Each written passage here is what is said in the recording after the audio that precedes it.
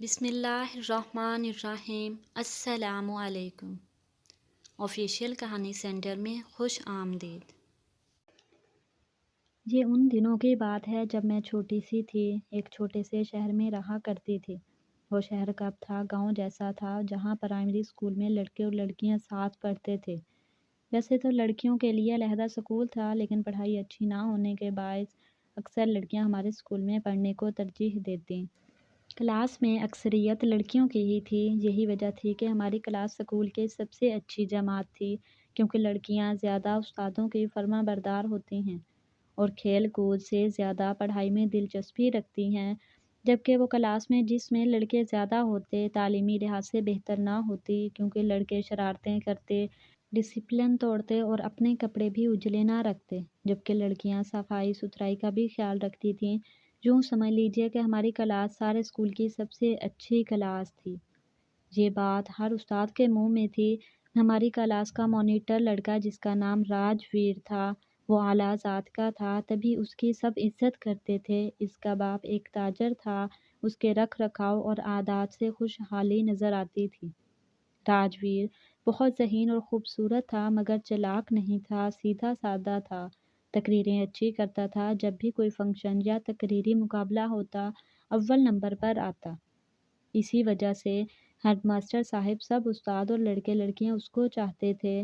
میں اپنی جماعت کی سب سے کمزور لڑکی تھی، اتنی خوبصورت بھی نہ تھی، مجھ سے کہیں زیادہ ذہین، چالاک، امیر اور خوبصورت ہمارے ساتھ پڑھتی تھیں۔ پھر بھی سمجھتی تھی کہ راجویر مجھ کو چاہے گا۔ شاید یہ میری خود فریبی تھی یا خام خیالی، مگر اپنے اسی تصور میں بہت خوش تھی۔ بے شک وہ میری طرف دیکھتا بھی نہ تھا، مگر وہ کسی اور کو بھی لفٹ نہ دیتا تھا۔ حالانکہ ان دنوں ہم اتنے بڑے نہ تھے۔ فلموں اور ڈراموں کی وجہ سے ہم کو اتنا شعور ضرور تھا کہ لڑکے اور لڑکیاں آپس میں دوستی اور محبت کرتے ہیں۔ میرے گھر سے راجویر کا مکان نظر آتا تھا۔ ہم صبح 8 بجے سکول جاتے اور 2 بجے واپس آتے، تھوڑی دیر آرام کرتے، کھانا وغیرہ کھاتے اور پھر ٹیوشن کے لیے جاتے تو 6 بجے لوٹنا ہوتا تھا۔ یوں ہم گھر سے زیادہ وقت اسکول میں ایک ساتھ رہتے تھے۔ انہی دنوں اسکالرشپ کی تاریخ کا اعلان ہو گیا۔ اس کے لیے نزدیکی شہر جا کر ٹیسٹ دینا تھا۔ جہاں ہم کو ٹیسٹ کے لیے لے جانا تھا وہ ہمارے گاؤں سے تقریباً 30 کلومیٹر دور تھا۔ سارے طلباء و طالبات اس امتحان کی تیاریوں میں لگ گئے۔ کلاس ٹیچر نے پروگرام کا انچارج راجویر کو مقرر کر دیا۔ اس نے حساب لگایا اور جانے کا خرچہ ہر لڑکے اور لڑکی پر 250 روپے رکھا۔ سبھی نے جانے کی تیاری کر لی۔ پھر پتا جی نے راجویر کو بلوایا اور میرا خیال رکھنے کو کہا تو میں اور بھی زیادہ خوش ہو گئی۔ دل سے چاہتی تھی کہ وہ کسی طرح مجھ سے بات کرے۔ پتا جی کے بلانے کے بعد اس نے مجھ سے بات کی۔ راجویر اور میں نے قریبی پڑوسی ہونے کے ناطے ایک ساتھ پیکنگ بھی کی۔ آخرکار ہم شہر پہنچ گئے، جہاں مجھ کو راجویر کے قریب آنے کا زیادہ موقع ملا، کیونکہ میرا اور اس کا سامان ساتھ ساتھ تھا۔ اس کے کپڑے میرے بریف کیس میں تھے اور میرا کچھ سامان اس کے بیگ میں تھا۔ تبھی روزانہ میں اس کو اپنی پسند کا جوڑا نکال کر دیتی اور اتنی خدمت کرتی کہ کسی نے کتنی خدمت نہ کی ہوگی۔ اس طرز عمل نے اس کا دل موہ لیا۔ شہر میں ہم نے 5 دن گزارے۔ یہ دن یوں منٹوں میں گزر گئے کہ پتہ ہی نہ چلا۔ میرے لیے تو یہ 5 دن 5 منٹ کے برابر تھے، مگر یہ اتنے قیمتی دن تھے کہ ان 5 دنوں میں میں نے اپنی منزل کو پا لیا تھا۔ اب میں اپنے آپ کو بہت خوش نصیب سمجھنے لگی تھی۔ وہ راجویر تھا، لگتا تھا کہ اس کا پیار پا کر میں راجکماری ہو گئی ہوں۔ میں نے اس کو اپنے دل کا مالک بنا لیا۔ ٹیسٹ ختم ہو گئے تو ہم اپنے گاؤں واپس آ گئے۔ اب ہم روزانہ کلاس میں ملتے، مگر دوسروں سے خوف کی وجہ سے کم بات کرتے تھے۔ سالانہ امتحان کی تاریخ آ گئی، تب لگا کہ وہ یہ تاریخ ہے جو سندیشہ لائی ہے اس بات کا کہ ہم زندگی بھر کے لیے بچھڑ جائیں گے۔ سالانہ امتحان کی تیاری میں بھی اس نے مدد کی، مگر باتیں کرنے کا زیادہ موقع نہیں ملتا تھا، کیونکہ ماتا جی یا بہن جی سامنے بیٹھ جاتی تھیں۔ امتحانوں کے بعد الوداعی پارٹی ہوئی، وہ ہمارے بچھڑنے کی آخری تاریخ تھی۔ اس دن گروپ فوٹو بھی ہوا۔ یوں یہ زندگی کے بچھڑنے کا یادگار دن ہو گیا۔ اپنی الوداعی تقریر میں اس نے کہا تھا کہ آج ہماری زندگی کے ایک باب کا خاتمہ ہو رہا ہے۔ ہمیں نہیں معلوم کہ اگلے موڑ پر ہم آپس میں مل سکیں گے یا نہیں۔ اس دن میری آنکھوں میں آنسو تھے اور اس کی آنکھیں بھی پرنم تھیں۔ یوں ہم ہاتھ ہلاتے اس سکول کے گراؤنڈ سے نکلتے ہوئے ایک دوسرے سے جدا ہو گئے۔ راجویر لڑکوں کے اسکول میں چلا گیا اور میں نے گرلز اسکول میں داخلہ لے لیا۔ اب ہمارے ملنے کا کوئی موقع نہیں رہا تھا۔ میرے اسکول کا ٹائم صبح 8 بجے تھا جبکہ اس کے اسکول کا ٹائم 9 بجے۔ وہ صبح روزانہ مندر جاتا تھا جو ہمارے اسکول کے راستے میں پڑتا تھا۔ ایک روز سویرے جب میں اسکول جا رہی تھی اسے مندر سے لوٹتے دیکھا، تبھی میں نے اسکول جانے کا ٹائم صبح 7 بجے مقرر کر لیا کیونکہ یہی وقت اس کے مندر جانے کا تھا۔ اس طرح ہماری ملاقاتوں کا سلسلہ شروع ہوا۔ ہم مندر میں چھپ چھپ کر ملنے لگے۔ کسی بڑے تہوار پر تو باقاعدہ ملاقات ہو جاتی تھی۔ میں نے 8ویں جماعت کا امتحان بھی پاس کر لیا اور اب میں 9ویں میں تھی، جبکہ راجویر ایک کلاس آگے پروموٹ ہو گیا تھا کہ وہ ہمارے ضلع میں اول آیا تھا۔ میرے 2 بھائی تھے، بڑے کا نام کمار اور چھوٹے کا آجیت تھا۔ میں آجیت کے ذریعے راجویر سے نوٹس منگوا لیتی تھی۔ اس کے بعد میں نے نوٹس کی کاپی پر خط لکھنے شروع کیے اور کسی کو پتہ بھی نہ چلا۔ یوں ہم محبت کی منزلوں تک پہنچے۔ نوبت یہاں تک آ گئی کہ ایک دوسرے کے بغیر جینا مشکل ہو گیا۔ جب اس نے 10ویں کا امتحان دیا تو الوداعی پارٹی میں گیا۔ وہاں 2 طلباء تنظیموں میں جھگڑا ہو گیا۔ کچھ لڑکے زخمی ہوئے اور کچھ جیل چلے گئے۔ راجویر بھی جیل چلا گیا۔ اس کے جیل جانے کے بعد میرا برا حال ہوا کہ میں بیان نہیں کر سکتی۔ مجھ کو بخار ہو گیا، والدین پریشان تھے اور میں نیم پاگل سی ہو گئی۔ جب بھی ہوش آتا تو میں اس کے لیے دعا مانگتی۔ اگر زندگی میں کچھ بھگوان سے مانگا تھا تو اس کی رہائی تھی۔ آخر وہ دن بھی دکھایا جب وہ جیل سے چھوٹ کر آ گیا۔ اس کی چاہت میں اتنی بے خودی ہو گئی کہ یہ بھی پتہ نہ چلا کہ میں اتنی بڑی ہو گئی ہوں۔ بغیر چادر لیے میں اس کے گھر چلی گئی۔ فکر اور پریشانی نے مجھ کو بہت دبلا کر دیا تھا۔ جب میں اس سے ملی تو وہاں بھی وہی صورتحال تھی۔ اس نے بتایا کہ تم مجھے جیل میں اتنی یاد آئی ہو کہ کبھی اتنا سوچا بھی نہ تھا۔ ادھر ماتا پتا بھائی سب پریشان کہ میں کہاں گئی ہوں، ایسے بغیر پوچھے کبھی میں کہیں جاتی نہ تھی۔ جب واپس لوٹی سخت ڈانٹ پڑی۔ پتا جی اس قدر برہم تھے کہ کیا بتاؤں، مگر مجھ کو ان کی ڈانٹ سے کچھ قلق نہ ہوا کیونکہ میں 3.5 ماہ کی اذیت بھری جدائی کے بعد راجویر ملاقات ہوئی تھی۔ وہ رہا ہو گیا تھا۔ میں بے حد خوش تھی۔ خدا نے میری سن لی تھی۔ پریشانی ختم ہوئی تو بیماری بھی جاتی رہی۔ داخلے شروع ہوئے، لہٰذا ہم دونوں نے فارم بھرے۔ جہاں کالج ایک ہی تھا، ایک بار پھر ایک ہی ادارے میں پڑھنے کی وجہ سے ہم مل سکتے تھے۔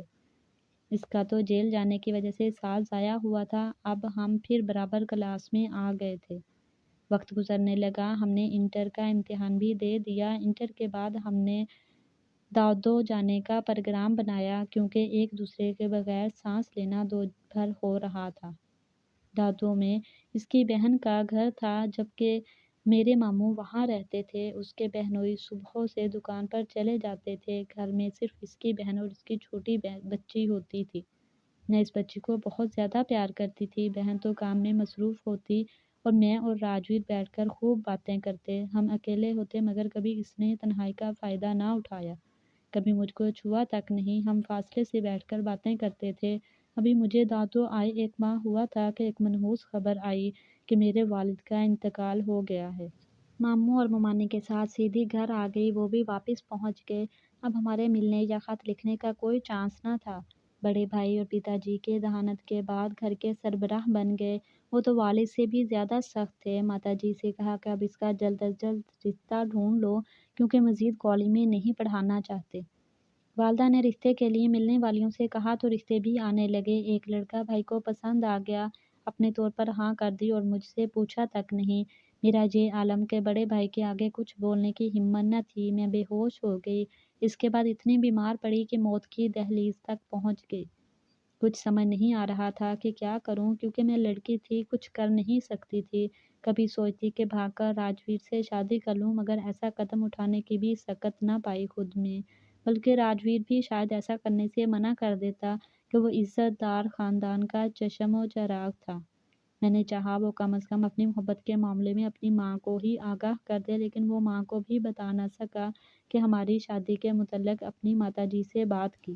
میں تو پھر بھی لڑکی تھی اور میرے لیے بھی یہ ممکن نہیں تھا کہ زبان کھول دی۔ وقت ٹھہرتا ہے، نہ کسی کا انتظار کرتا ہے۔ میری شادی کی تاریخ بھائی نے طے کر دی اور میں کسی بھی طرح راج تک یہ بات نہ پہنچا سکی کہ میں پرائی ہونے جا رہی ہوں۔ وہ دن بھی آ گیا جب میرے بابل کے دروازے پر شہنائی بجی اور سسرال والے مجھے بیاہنے آ پہنچے، لیکن میری ڈولی نہ تھی، یہ میری آر تھی جو وہ اٹھانے آ رہے تھے۔ بے تحاشا رو رہی تھی، بار بار بے ہوش ہو رہی تھی۔ خدا جانے کس نے اس کو خبر دی۔ وہ میری ڈولی کا کہاڑ بن کر آ گیا۔ میں نے پردے کی اوٹ سے دیکھا، راجویر کی داڑھی بڑھی ہوئی تھی، وہ دیوانہ سا لگ رہا تھا جس کو اسکول میں ساری لڑکیاں چاہتی تھیں۔ آج وہ میری چاہت میں پاگل سا لگتا تھا۔ وہ حواس باختہ سا بارات کے آگے آگے چل رہا تھا، جیسے مجھ کو عزت سے رخصت کرنا اس کی ذمہ داری ہو۔ اچانک میرے بڑے بھائی کی اس پر نظر پڑی تو وہ پریشان ہو گئے، کیونکہ راجویر کا لباس بھی اجلا نہ تھا، وہ کسی طرح باراتی بھی نہیں لگ رہا تھا۔ کچھ سوچ کر کمار بھیا خاموش رہ گئے۔ اس کو آخر تک برداشت کیا، تاہم اس کی نظر اس پر ٹکی رہی کہ کہیں کوئی غیر معمولی واقعہ رونما نہ ہو جائے۔ بھگوان کی کرپا سے معاملہ شانت رہا۔ بخیر رخصتی کا مرحلہ انجام تک پہنچا اور میں اپنے پتی کے گھر آ گئی۔ وہ وقت میرے لیے قیامت کا تھا۔ وہ ساتھی ہمیشہ کے لیے بچھڑ گیا تھا، نظروں سے اوجھل ہو گیا، جو ہمیشہ دل میں رہتا تھا، جو آج بھی دل میں رہتا ہے۔ مگر اس دن کے بعد پھر راجویر کا پتہ نہیں وہ کہاں گیا۔ اب جب میکے جانا ہوتا، دعا کرتی کوئی راجویر کا ذکر لبوں پر لائے، کوئی اس کا تذکرہ چھیڑے تو کہوں کہ بتاؤ تو صحیح وہ کیسا ہے، کہاں ہے۔ خوش ہے کہ اداس۔ وہ ایک لائق طالب علم تھا، اس نے خاندان اور وطن کا نام روشن کرنا تھا، کچھ بننا تھا، کچھ کر کے دکھانا تھا۔ اسے سارے اساتذہ فخریہ کہتے تھے۔ دیکھ لینا، یہ ہونہار لڑکا ہم سب کا نام روشن کرے گا۔ ایک دن پڑوسی سے ماسی جینی آئی، امی سے دعا سلام تھی۔ میں وہاں بیٹھی تھی، وہ باتوں باتوں میں پڑوسن کے دکھ کا تذکرہ لے بیٹھی۔ بولی، ہائے بیچاری چندر جی کے خاندان کو جانے کس کی نظر لگ گئی۔ مہینوں گزر گئے، ابھی تک ان کے بیٹے راجویر کا سراغ نہیں ملا۔ آخری بار رانی کی شادی میں دیکھا تھا، اس کے بعد گھر نہیں آیا، جانے کہاں چلا گیا۔ ماسی جانی کی باتوں پر میرے کان کھڑے ہو گئے، چپ نہ رہ سکی، پوچھ ہی لیا، ماسی وہ کہاں گیا، کیوں نہیں لوٹا؟ ارے بیٹی، یہی تو کوئی نہیں جانتا۔ اس کے پتا ڈھونڈ ڈھونڈ کر تھک گئے ہیں، ہر جگہ تلاش کیا، ہر رشتے دار کے گھر معلوم کیا، دوستوں سے پوچھا، کوئی سمجھ نہیں آ رہی، کوئی کچھ نہیں بتا رہا۔ لگتا ہے اس نے دریا میں کود کر جان دے دی ہے اور اس کے مردہ تن کو مچھلیاں کھا گئی ہیں۔ ماسی کے یہ الفاظ میرے دل پر گھونسے کی طرح لگے، کیونکہ راجویر اکثر کہتا تھا، رانی اگر تم کسی اور کی ہو گئی تو دیکھ لینا، میں اندھے کنویں میں کود کر جان دے دوں گا یا پھر دریا میں چھلانگ لگا دوں گا، کیونکہ مجھے تیرنا تو آتا نہیں، اس لیے اچھا ہے کہ مجھ کو مچھلیاں کھا جائیں۔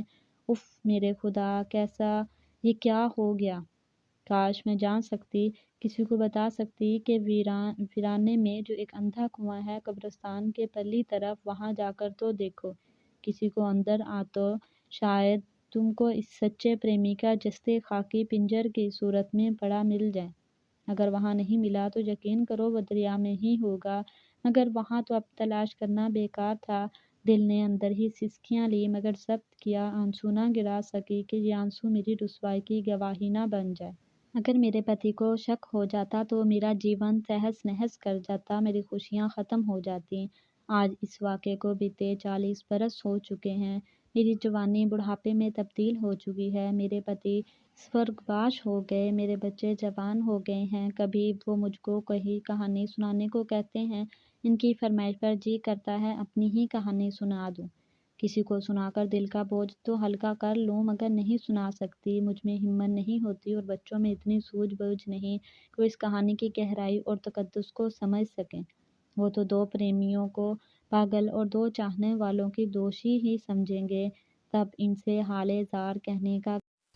اگر آپ کو میری یہ کہانی اچھی لگی تو اسے لائک کریں، مزید ایسی دلچسپ کہانیوں کے لیے آفیشیل کہانی سینٹر چینل کو سبسکرائب کریں۔ ملتے ہیں نیکسٹ ویڈیو میں، تب تک کے لیے اللہ حافظ۔